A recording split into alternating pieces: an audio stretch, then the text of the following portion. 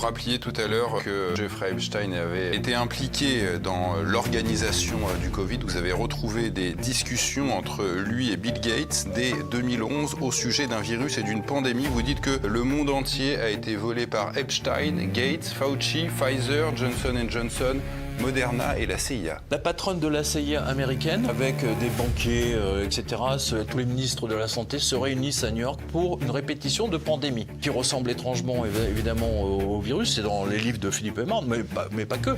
C'est un exercice. C'est un exercice de répétition de pandémie qui n'a jamais été faite pendant 30 ans.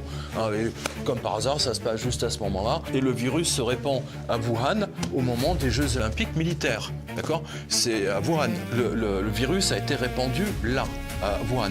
Et figurez-vous que cette répétition a été organisée exactement au moment de l'ouverture des Jeux militaires de Wuhan, à New York. C'est phénoménal. Tout ce que Philippe Aymar a expliqué dans son livre, même lui était en dessous de la vérité. On a tous été en dessous de la vérité. L'affaire Epstein, c'est comme une explosion nucléaire.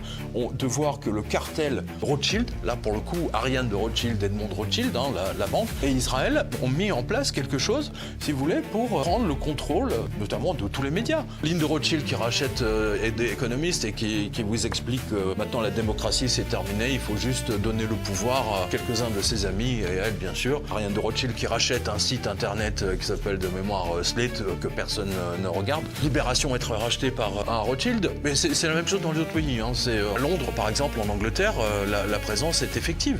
On voit par exemple Patrick Drahi racheter BFM, l'Express, Libération et ainsi de suite.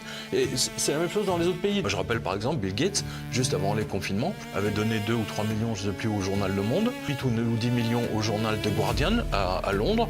Il avait donné à des centaines de TV, radio et magazines et quotidiens aux États-Unis avant, pour que les médias aillent dans son sens lorsqu'il a commencé à parler des confinements.